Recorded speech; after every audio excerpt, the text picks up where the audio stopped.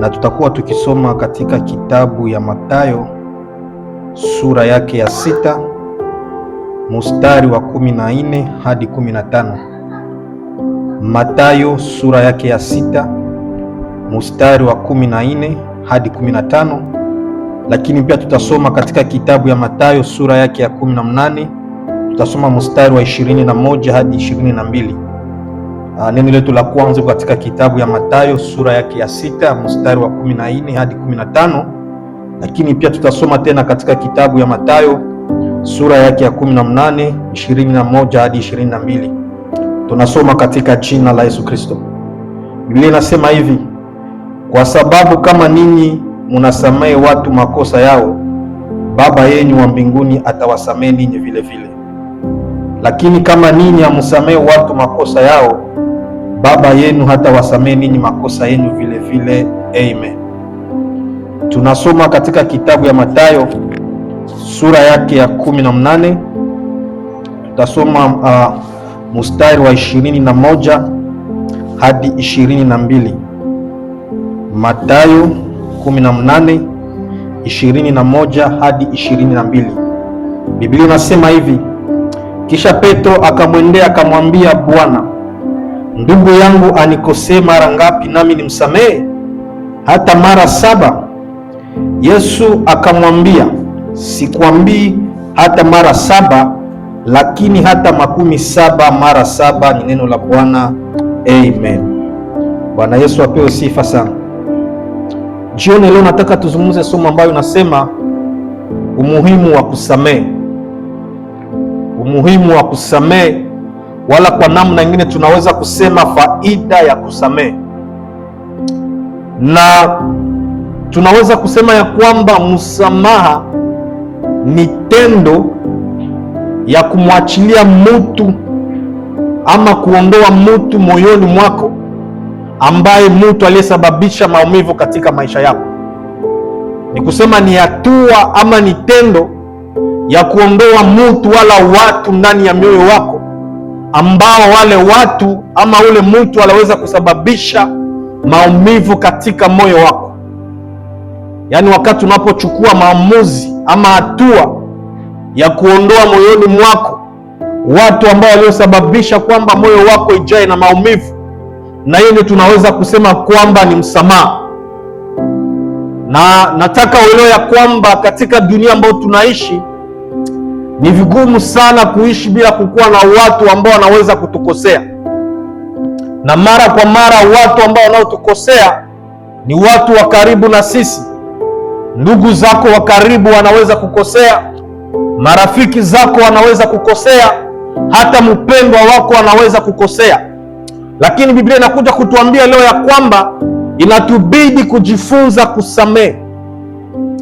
Tumeishi katika dunia ambapo watu wamechafuka sana, na kuna wale ambao wanaweza kukukosea na hawatakuja kuomba msamaha, na kuna lakini wale ambao wanaweza kukosea wanajitambua, na baada ya kujitambua wanakuja kuomba msamaha, na kuna wengine ambao wanaweza kukosea na hawatajua ya kwamba walikukoseaka. Lakini pia kuna wajumbe wa shetani ambao shetani anaweza kutuma ndani ya maisha yako ili wapate kukosea, na wakati wanapokukosea shetani anapanda ndani ya roho yako moyo ya kushindwa kuwasamehe, kwa sababu kuna malengo ambayo shetani anatafuta katika maisha yako, na anapenda haribishe uhusiano wako pamoja na Mungu. Anaweza kutuma watu wapate kukosea katika maisha yako, na wakati wanapokukosea ndani ya moyo wako wanapanda vitu ya kufanya ya kwamba uwe na ugumu ya kusamehe watu waliokukosea. Na labda tunaweza jiuliza, kwa nini tusamehe watu ambao waliotukosea? Kwa nini watu ambao waliosababisha maumivu katika maisha yetu inahitajika tuwasamehe? Inabidi tuwasamehe kwa sababu ni agizo la Mungu. Hapa Yesu yuko naongea na wanafunzi wake baada ya kuwafundisha jinsi ya kuomba sala ya Baba yetu uliye juu mbinguni. Akawaambia na kusema ya kwamba inabidi tusamehe watu makosa yao kama vile Mungu alivyotusamehe na sisi, kwa sababu tulikuwa watu wenye dhambi, tulikuwa watu ambao tulikuwa tukimpendeza Mungu, lakini Mungu akatusamehe. Na kama Mungu alivyotusamehe, inatubidi na sisi tusamehe watu waliotukosea. Yesu Kristo hakuishia pale, akaendelea kusema ya kwamba tusiposamehe watu makosa yao, na sisi Mungu hatatusamehe. Lakini tukisamehe watu waliotukosea, na sisi Mungu anaweza kutusamehe. Kwa namna nyingine ni kusema ya kwamba wakati tunaposhindwa kusamehe watu ambao waliosababisha maumivu ndani ya moyo wetu, Mungu naye wa mbinguni hatatusamehe.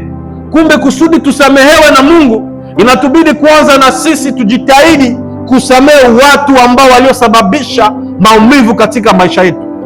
Ingalawa ni vigumu, ingalawa sio rahisi, lakini ni agizo ya Mungu. Inabidi ya kwamba tusamehe waliotukosea, kwa sababu ni agizo la Mungu. Na hata leo Mungu angaliki na tusamehe. Ni kusema ya kwamba kama Mungu angaliki na tusamehe, ni wajibu wetu na sisi kusamehe watu waliotukosea. Najua yawezekana tumetendewa majeraha na watu wengi, kwa sababu dunia imechafuka. Unaweza kumkaribisha mtu ndani ya nyumba yako, unampatia chakula ya kukula, unampa nafasi ya kulala, lakini kuna siku atapenda atoke na naribisha unyumba wako. Kuna siku atapenda atoke na naribisha mahusiano yako pamoja na mpendwa wako. Atapenda haribishe mahusiano pamoja wewe na ndugu zako na watoto wako na marafiki zako, kwa sababu ndio hali ya dunia hiyo. Bwana Yesu atusaidie sana. Unaweza kutendea watu mema na watia ndani ya nyumba yako, lakini siku wanatoka wanakutungia maneno ya uongo. Ulipowashukuru wanakutungia maneno ya uongo sana. Wakati unapoikana na kutafakari, unasema, unajiuliza, je, ni mtu fulani ndio angefanyaka hivi katika maisha yangu?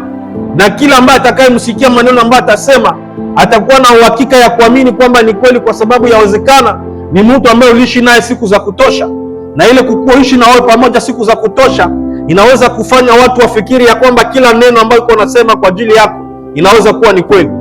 Watu wengi wametuumiza, wamefanya majeraha katika maisha yetu, wametutendea mabaya bila sababu ya msingi, wametukosea na tukuwakosea, na mpaka wakati tunapoikala tunafikiri, inafika hata wakati nguvu ya kutenda mema tunashindwa, kwa sababu tulitendea watu mema, lakini kulipo waturudishie mema, waliturudishia mabaya, waliturudishia majina, walitusemea uongo, waliharibisha mahusiano yetu na wapendwa wetu, na mpaka inafika kiwango ambapo tunakosa hata nguvu ya kutenda mema na tunashindwa kusamehe watu waliotukosea. Lakini neno la Mungu linakuja kutuambia kwamba leo tujifunze kusamehe ili na sisi Mungu apate kutusamehe. Kwa namna nyingine ni kusema ya kwamba kama hatusamehe, na sisi Mungu hatatusamehe. Mahali ulipo nianza kujiuliza ya kwamba ni watu ngapi wamekukosea katika maisha yako? Ni wangapi umewasamehe? Ni wangapi ambao haki na waweka ndani ya moyo wako hata leo? Ukiwakumbuka unasikia roho inaluma, ukiwakumbuka unasikia hata kisirani na waka ndani yako, kwa sababu kuna yale ambayo mabaya walifanya kwa ajili yako na ukashindwa kuwasamehe. Na kuna wengine hata wakikuwa na majina ya watu ambao walikukoseaka, unaanza ona ya kwamba wote wako sawa. Ndio utasikia mtu kunasema ba fulani banakuwa tu vile, batu ya ile majina fulani banakuwa tu vile, sababu tu ya mtu ambaye aliyekukosea katika maisha yako. Lakini neno la Mungu linakuja kutuambia leo ya kwamba tusamehe ili na sisi Mungu apate kutusamehe. Maana kama hatusamehe, na sisi Mungu hatatusamehe. Watu wanatuchafula bila sababu ya msingi, wanakusemea bongo bila sababu ya msingi. Kuna wale ambao wanakusikilia tu wivu gisi huko, na katika kusikilia wivu wanakutungia maneno ya uongo, wala wanakufanyia mambo mabaya mpaka unekala na kujiuliza, huyu naye nilimfanya nini? Juu aseme hivi, wala juu afanye hivi, nilimkosea nini? Mpaka unasikia roho inaluma sana, umejana maumivu makubwa ndani ya moyo wako. Lakini neno la Mungu linatuambia kwamba tusamehe. Bwana Yesu atusaidie sana. Inatubidi tusamehe ili na sisi Mungu apate kutusamehe. Maana kuna muhimu ya kusamehe. Kwa namna nyingine naweza kusema kuna faida ya kusamehe. Kitu ya kwanza nataka uelewe kuhusu kusamehe. Wakati unaposamehe mtu wala watu waliosababisha maumivu katika moyo wako, inakuwa ikikuongezea furaha ndani ya moyo wako na inaweka mtu akuwe huru. Bwana Yesu atusaidie sana. Yaani wakati unaposamehe wale waliokukosea, inakuwa inakufanya kwamba unaongeza furaha ambayo uliyopoteza katika maisha yako, na inakufanya uwe mtu ambaye unakuwa huru. Watu wengi wamefungwa na maumivu ya watu ambao waliowakosea. Watu wengi wamepoteza furaha ya maisha yao kwa sababu ya watu ambao waliowakosea. Yawezekana wale ambao waliwakoseaka wako bie, wanaenjoy, wanakula maisha yao, lakini kwa sababu wewe ulishindwa kuwasamehe, inakufanya ya kwamba unakuwa mtu hautakuwa tena na furaha ndani ya maisha yako. Lakini wakati tunaposamehe, kunakuwa furaha ambayo inakuyaka ndani ya moyo wetu na inatufanya kwamba tukue huru. Ni kusema kwa namna nyingine, wakati tunapopata nguvu ya kuachilia watu waliotukosea, ya kuwaondoa ndani ya mioyo yetu, elewa ya kwamba furaha inakuwa inaongezeka katika maisha yetu. Ni kusema wale watu ambao tunaweka ndani ya mioyo yetu kwa sababu walitukosea, wanakuwa wakichukua nafasi ya furaha ndani ya mioyo yetu. Ni kusema nafasi ambapo tungekuwa na furaha, wao wanaichukua kwa sababu tunawaweka ndani ya mioyo yetu kwa mabaya ambao waliotutendea. Lakini wakati tunapowasamehe, kunakuwa furaha ambayo inakujeka katika maisha yetu na inafanya kwamba mtu awe huru katika maisha. Bwana Yesu atusaidie sana. Ndio maana niko naomba Mungu atusaidie jioni ya leo, tutoke mahali hapa na tushasamehe watu wote ambao walitukosea. Wengi watakukosea na watakuja kuomba msamaha. Usisubiri wakuje kukuomba msamaha, lakini anza kusamehe hata wakati hawajakuomba msamaha. Hata wakati wanaendelea kufanya mambo mabaya kwa ajili yako, endelea kuwasamehe, maana kusamehe pia ni kwa faida yako. Bwana Yesu atusaidie sana. Kitu ya pili nataka uelewe, kusamehe mtu aliyekukosea wala watu waliokukosea ni njia ya mafanikio. Kuna baraka ambazo hatuwezi zipata katika maisha yetu kama hatujasamehe watu ambao waliotukosea. Kama tuyaondoa ndani ya mioyo wetu watu waliotukosea, kuna njia za baraka ambazo hatuwezi kufikia katika maisha. Kuna viwango vya baraka wala viwango ya mafanikio ambao Mungu hawezi kufungula katika maisha yetu kabla tungaliki naweka watu ambao walitukosea ndani ya mioyo yetu. Kwa sababu wakati tunaendelea kuweka ndani watu waliotukosea ndani ya mioyo yetu, kuna kwa kitu ambacho inaweza kujizaa ndani yetu ambayo inaitwa roho ya kisasi. Sasa kuna zingine baraka Mungu akifungula kwa ajili yako, anaona katika hizo baraka unaweza kuwa na uwezo ya kulipisha kisasi. Sasa kwa ajili hiyo nakutana, kuna zingine baraka amezifunga katika maisha yako mpaka wakati utasamehe wale watu waliotukosea. Kumbe kusamehe nao pia ni njia ya mafanikio. Kumbe kusudi tubarikiwe, inatubidi ya kwamba tusamehe watu ambao walitukosea. Tunaweza kumaliza mwezi tunafanya maombi ya kumlilia Mungu, ya kumwambia Mungu ajibu mahitaji yetu, ya kumwambia Mungu afungue milango ya baraka, lakini kumbe Mungu anatuchunguza bado ndani ya mioyo yetu tungaliki naweka watu ambao waliotukosea. Mungu anapoangalia anasema bado sitakubariki, bado sitajibu ile hitaji, bado sitafungua ile milango ya baraka, kwa sababu kuna mwiba ambao uko ndani ya mioyo yetu. Kuna mwiba, maana roho yetu tumeweka watu ambao waliotukosea, japokuwa roho yetu inahitajika kuwekwa ndani neno la Mungu, lakini kulipo tuweke neno la Mungu ndani ya mioyo yetu, tumeweka watu ambao waliotukosea, na unakutana na tufanya kwamba tunakuwa watu ambao tumefungwa fasi moja na wale watu ambao walitukosea. Ndio wanakuwa kwanza, nilisema atakufa vile, angalia maisha yake jinsi iko, ona jinsi anaendeka. Ijapokuwa sisi wenyewe tunakuwa vibambazi ya baraka zetu, tunakuwa vibambazi ya maendeleo yetu, kwa sababu tumeshindwa kusamehe watu ambao waliotukosea katika maisha yetu. Kumbe wakati tunaposamehe watu waliotukosea, kwa namna nyingine ni njia ya mafanikio katika maisha yetu. Ili tufikie katika viwango zingine za baraka, inabidi tujifunze kusamehe. Kusamehe sio ujinga, kusamehe sio faiblesse, lakini kusamehe ni esprit ya maturite.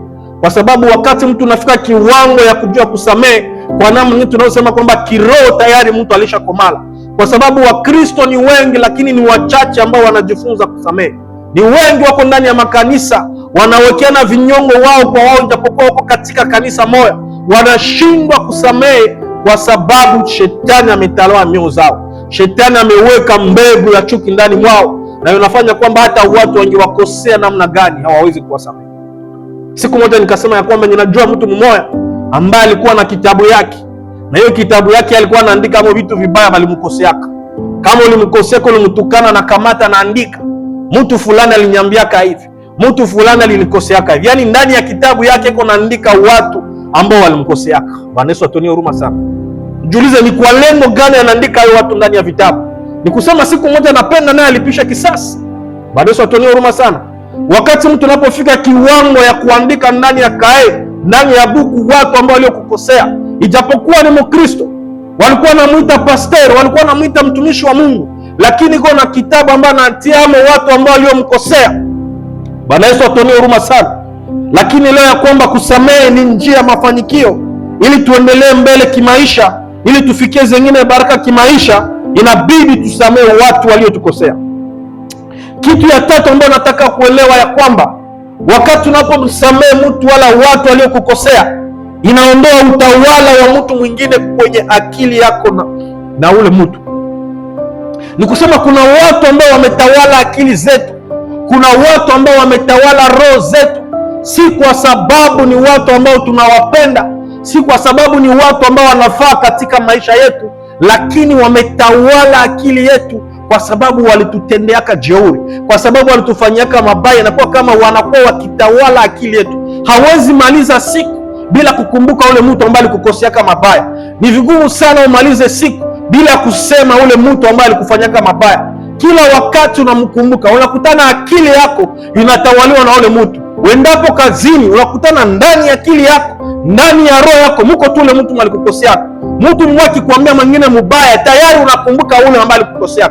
Mwingine akifanya mambo mabaya kwako, unakumbuka tena wale ambao walikukosea. Ni kusema akili zetu zinakuwa kama vile zinatawaliwa na watu ambao waliotukosea. Lakini wakati tunapokuwa na ujasiri ya kusamehe, kwa namna nyingine tunaondoa utawala ya watu ndani ya akili yetu, tunaondoa utawala ya watu ndani ya roho yetu. Elewa ya kwamba hatutakiwa kutawaliwa na wale watu ambao walitukosea. Roho zetu hazihitajike kutawaliwa na wale watu ambao walitukosea. Akili yetu haihitajike kutawaliwa na watu ambao walitukosea. Akili yetu inabidi ifikiri mambo mengine, roho yetu inabidi ifanye mambo mengine na kuwaza mambo mengine, kwa sababu inatubidi tulinde sana moyo wetu, kama vile Biblia inasema. Maana tusaidie sana. Kumbe wakati tunaposamehe waliotukosea, tunaondoa utawala ndani ya moyo, ndani ya mioyo yetu. Kuna watu wamekuwa ndani ya akili yetu, kila nafasi tukienda tunawakumbukaka tu. Hatuwezi kuongea na tumalize ongea bila kuwasema fulani alinifanyiaka, sitamsameheaka. Unakutana wengi ni Wakristo, unasikia wanasema hata shetani haokoki, siwezi kusamehe mtu fulani. Bwana Yesu atuonee huruma sana. Imagine mtu anafika katika ile kiwango ya kusema hata shetani anaokoka leo, anaomba msamaha, Mungu anamhurumia. Ni kusema tunaona shetani anaweza tumikia Mungu. Mie siwezi samehe ule mtu. Ijapokuwa tunaingia kanisani moja, anaweza kuwa wa jamaa yako, anaweza kuwa rafiki yako, lakini unasema hata shetani aokoke, sitamsamehe. Nakumbuka watu wanasema hata tuchime bulongo toke ama damu, sitamsamehe. Bwana Yesu atuonee huruma sana. Kwa sababu natiri ya mwanadamu anashindwa kusamehe watu waliomkosea. Ijapokuwa hakuna mtakatifu katika dunia, kama vile nilisema mwanzo, katika safari ya maisha hatutakosaka watu wa kutukosea. Kadiri siku zinapita, kadiri watu wa kutukosea wanaongezeka, lakini katika mambo yote tujifunze kusamehe. Bwana Yesu atuonee huruma sana. Nakumbuka kabisa wakati watu kwa watoto, mkizoeana na mwenzako kwa masomo, mimi sitamsameheaka, hata bachime bulongo toke ya mshimu, sitamsameheaka. Bwana Yesu atuonee huruma sana. Tulikuwa kama ni vile ujinga, tukujua maana ya kusamehe ni nini. Lakini wakati tunaposamehe, tunaondoa utawala ya wale watu ambao wanaikala ndani ya akili zetu na roho zetu. Yengine kitu nataka ule jioni ya leo, kusamehe huimarisha afya ya mtu na kukuletea utulivu wa akili. Bwana Yesu atusaidie. Kuna watu ambao afya yao inaharibika tu kwa sababu ndani ya mioyo yao wameweka watu ambao waliwakosea. Kuna magonjwa ambayo inaweza mpata mtu, si kusema ya kwamba ile magonjwa ilikia na chakula fulani ambayo alikuwa akikula, si kusema kwamba ile magonjwa ilikia kwa sababu afanyake mazoezi, lakini kwa sababu ndani ya moyo wake ameweka watu ambao walimkoseaka. Roho yake haikuwa na furaha tena, roho yake inakuwa tu ya mahuzuni kila siku, na inafanya kwamba inaafekte afya yake, inaafekte akili yake. Unakutana reaction zake zinakuwa za kigeni, afya yake inazorota. Kuna magonjwa ambayo inakia inamshambulia kwa sababu tu alishindwa kusamehe. Kumbe ni kusema wakati tunapojifunza kusamehe, tunaimarisha afya yetu na kuleta utulivu wa akili. Ni kusema kusamehe ni moja ya vitu ambavyo inafanya kwamba akili yetu na utulivu. Kuna magonjwa ambayo inaweza hatarisha katika maisha yetu kwa sababu tulishindwa kusamehe. Kumbe kwa namna nyingine naweza kusema ya kwamba kusamehe ni kwa faida yetu. Wakati tunaposamehe, kuna wengine magonjwa ambayo tunakuwa tukiondoa katika maisha yetu. Afya inaweza kuzorota kwa sababu tu ya kushindwa kusamehe, lakini tunaposamehe tunaimarisha afya na tunakuwa na utulivu wa akili, kwa sababu mtu ambaye alijifunza kusamehe ni mtu ambaye unakutanake iko na furaha. Unaweza mkosea sai, anaweza kuseka kama vile mwanadamu, lakini baada ya masaa machache utamkutana anafurahi. bako najiuliza wewe anakuwa kama mtu wa aina gani? Wala kosa inakuwa kama mjinga. Wewe wanaweza kukosea tu aina unabiachia tu pale. Kumbe wajua kwamba alijua siri ya kusamehe. Bwana Yesu atusaidie sana. Kwa sababu tunaishi katika dunia ambayo watu wanaweza kutushawishi tufanye mabaya, tulipishe kisasi kwa yale mabaya ambayo waliotufanyia. Lakini ndio watakuwa wa kwanza kutuacha wakati unaingia katika shida. Ijapokuwa walikuwa haitu wanaweza kufanyia vya vile. Haitu wanaweza sema tu vile unamwacha vile unakuwa mjinga. Twende tumkomeshe. Twende tumuoneshe. Kuna watu kama vile, kuna maanturaje kama zile. Wakati unakosewa, wanakuja wanakuwa kama vile wamelangula probleme yako. Unasema kwamba wako na kusaidia, kumbe tena wako naenda ila kukutia katika hatari. Wakati shida inakuwa nyingi, ndio tena watakuwa kwanza kukuacha na kukucheka. Lakini tunaposamehe, tunaimarisha afya yetu na kuleta utulivu wa akili. Acha niseme ya kwamba tena kusamehe ni aina bora ya kisasi. Kulipo ulipisha mtu kisasi kwa mabaya aliyokutendea, ni heri kisasi yako kumsamehe. Bwana Yesu atusaidie sana. Kwa sababu kusamehe na kwa namna nyingine ni kama vile fimbo. Mtu anaweza kufanyia jeuri saya na kufanyia mabaya, lakini unamsamehe. Mpaka itafika wakati ile msamaha inaweza mgusa kwa mwili na anaanza kujiuliza, je, huyu mtu nilimfanyia hivi kwa nini? Wakati anapeleleza habari, anapata habari ya kwamba tayari ulishakamsamehe, mpaka yeye anaanza kuwa na majuto na kujiuliza, je, kumbe kuna watu ambao mtu anaweza kufanyia hivi na wanasamehe. Ni kusema kulipo ulipisha kisasi kwa makosa waliotukosea, acha kisasi yako wewe kusamehe. Bwana Yesu atusaidie. Ni kusema kusamehe ni aina bora ya kisasi. Kulipo ushimame na kusema na mimi namuonesha kama niko mtoto wa fulani, namuonesha kama nilizaliwa kafasi fulani, namuonesha kama mimi najua hiki na hiki, kuliko ufanye yale mambo yote, acha kisasi yako iko kusamehe. Nataka kuelewa kwamba kusamehe sio ujinga. Watu wanaweza fikiri ya kwamba uko mjinga, watu wanaweza fikiri ya kwamba uko pumbavu, lakini unaposamehe unakuwa ukitimiza maandiko. Bwana Yesu atusaidie sana. Nafasi ambapo tulisoma ya pili ni wakati Petro anamuuliza Yesu Kristo, je, mtu akinisamehe nimsamehe, mtu akinikosea nimsamehe mara ngapi? Yaani aliuliza swali na ni kama vile iko na jibu. Kisha tena akasema mara 7. Bwana Yesu atuonee huruma sana. Lakini Yesu akamjibu akamwambia, sikukwambia mara 7, lakini mara 7 70.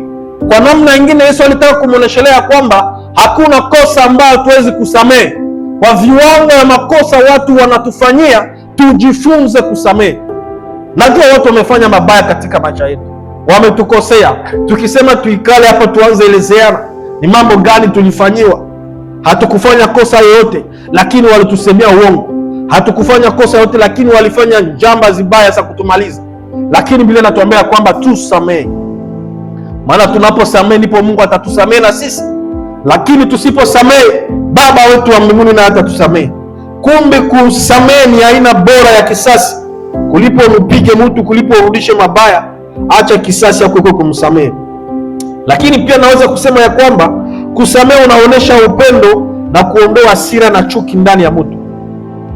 Wakati unaposamehe ni kuonesha upendo. Ni kuonesha upendo. Wakati unaposamehe ninakufanya kwamba uwe mtu ambaye unaiga tabia ya Mungu. Wakati unaposamehe watu waliokukosea, inaonesha upendo, inaonesha kwamba tayari mtu umekomaa, tayari umefuata mfano mzuri ya Yesu Kristo. Lakini pia ni kuiga tabia ya Mungu. Wakati unaposamehe inakusaidia kwamba usiwe mtu tena wa hasira na chuki. Kuna watu ambao unaweza waona unafikiri ya kwamba walizaliwaka na bisirani, kumbe hawakuzaliwaka na bisirani, lakini kulingana na maovu ambao watu waliwafanyia, ishakawafanya kuwa watu wa makali na bisirani na chuki. Yaani unakutana mtoto akifanya kosa kidogo tunasikia kofi, matusi inaanza na kufanana wale wa kwenu na kufanana mtu fulani na kufanana ona na kuonesha mwenye nyumba, kwa sababu ushakakuwa mtu wa chuki na hasira kulingana na makosa ambayo watu walikufanyia. Unakutana maisha yako yote huko wa bisirani, hata mtu akikuangalia tu pale unaanzia pale unaanza tondoka na kukua makali. Huko unanyangalia sana, huko unanyangalia nini? Kumbe ni hasira. Zaidi ukiangalia katika Amerika kuna watu ambao ukiangalia tu kidogo tu hivi anaweza kuletea shida ambako unajiuliza unakufa kwa nini. Mbona kutana kwa watu kuna shauria wakati unaenda ndani ya basi usimuangalie mtu, kwa sababu kuna ule ambao ukimwangalia hujue ni nini alipitia katika maisha yake. Unakutana tayari anaanza mihali. Kumbe utakutana wale watu ndani ya mioyo yao wamejaa na makonflikt, wameweka watu ambao waliwakoseaka ndani ya mioyo yao. Ukutana ni watu ukimwangalia tu kidogo anaanza compression na wewe. Na unakutana kwa watu wanashauriwa wakati unaenda ndani ya basi Amerika. usiwe naangalia watu, kwa sababu kuna watu ndani ya mioyo yao mmejaa machuki, mmejaa hasira. Lakini wakati tunaposamehe, ile hali ya chuki inatoka ndani ya maisha yetu, ile hali ya hasira inatoka ndani ya maisha yetu. Bwana Yesu atuonee huruma sana. Kuna watu ambao walizaliwa wapole, lakini dunia ikawageuza wakali kwa sababu ya shida walipitia ndani, kwa sababu ya jeuri walifanywa. Nakutana mtu alizaliwa mpole, mtu hakuoka mubaya, hakukuwa na shida yote, lakini kwa sababu ya vituko ambao watu walimuonesha, ilimfanya ya kwamba anashakuwa kawa bisirani. Unakutana ni mtu anasema mimi sihangaiki yake tena, mtu vya kuharibika viharibike, nishaviharibisha sana. Unakutana yani mtu ashakuwa sensu, sihangaiki yake tena, kwa sababu dunia ilimuonesha mambo mabaya. Watu waliokuwa marafiki zake, watu ambao walipatia confiance, walimfanyia mambo mabaya, walimuescroquer, waliiba haki yake, walimtendea jeuri, inamfanya kwamba na kuwa mtu wa bisirani. Usishangale unaweza kumkopesha mtu pesa, na baada ya kumkopesha, wakati unaona mlipisho unalipiwa ndio matusi. Banaanza kutukana kwa pesa ambazo ulitosha, ulisaidia na kama namsaidia ndugu yangu, lakini wakati unaona mlipisha na kulipa ndio matusi, anakutukana na kuharibisha jina yako. Kuna wengine wanachukua haki yako bila sababu ya msingi na wanakushinda domo. Unajiona mako unakuwa wabure, unakuwa mtu wa hasira, lakini neno la Mungu natukumbusha, ingalau ametufanyia hivyo, lakini tujifunze kusamehe. Bwana Yesu atusaidie sana. Sijui ni wakina nani wametukosea katika maisha yetu. Anaweza kuwa rafiki yako, anaweza kuwa mpendo wako, hata wazazi wanaweza kutukosea, ndugu na marafiki wanaweza kutukosea, lakini neno la Mungu linasema ya kwamba tufanye nini? Tusamehe, ili na sisi Mungu apate kutusamehe. Maana wakati tunapomsamehe, tunakuwa tunaiga tabia ya Mungu na kutia katika mahusiano mazuri na Mungu. Ni kusema wakati tunaposamehe ni njia moja pia inafungula mahusiano mazuri ya sisi pamoja na Mungu. Naweza kusema pia tena kusamehe na punguza uadui katika maisha ya mtu. Wakati unapomsamehe mtu, inakuwa imepunguza uadui, nafasi ambapo uadui ungeendelea kuongezeka na kukua zaidi sana. Lakini wakati unajifunza kusamehe, inakuwa kama umepunguza uadui katika maisha yako. Ndio unajua kwamba kuna wale ambao watakuletea uadui bila sababu ya msingi, haukuwafanyia kitu, lakini wanalamusha vita pamoja na wewe. Inaweza kuwa vita ya kiroho ama inaweza kuwa vita ya kimwili, lakini sisi tunatakiwa tu kusamehe na kuacha Mungu atupiganie. Bwana Yesu apewe sifa sana.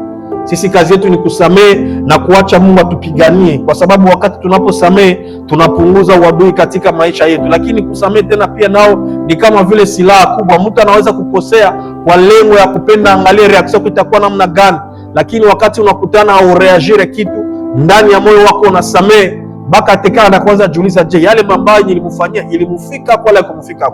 Yeye ndio anaanza kuwa mtu wa kuhangaika na kukua katika wasiwasi kwa yale makosa ambayo aliyokutendea. Ni kusema kwamba kusamehe nao pia ni silaha ambayo Mkristo anapaswa kutembea nao katika maisha yake. Acha nimalizie kusema hivi ya kwamba kusamehe ni kwa faida yetu. Maana wakati tunaposamehe inaleta amani ndani ya mioyo yetu.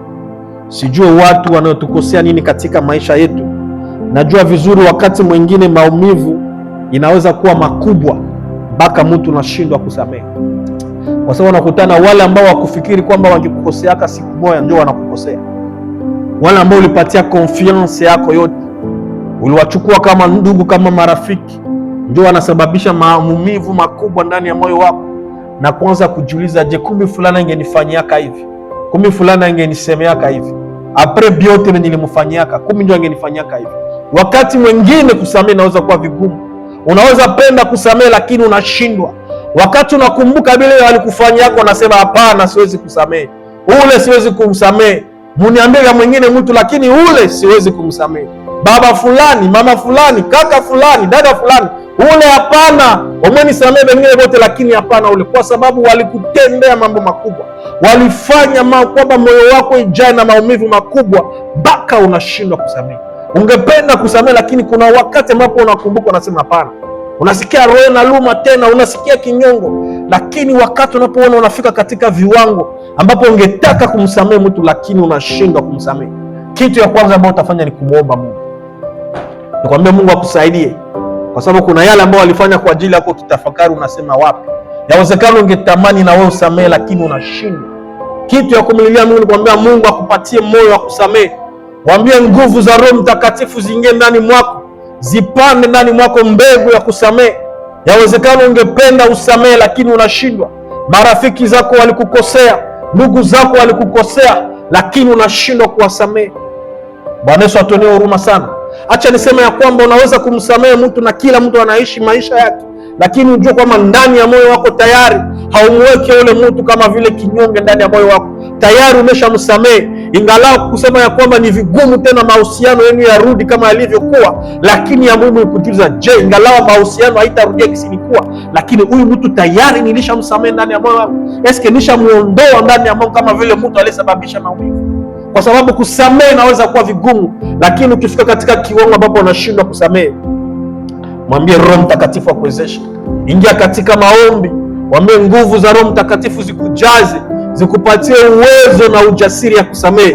Na wakati unapofanya vile, naamini ya kwamba kupitia uongozi wa Roho Mtakatifu, kupitia maombi ambayo uko unafanya, utaweza kesho kusamehe watu ambao waliokukosea katika maisha yako. Bwana Yesu atusaidie sana.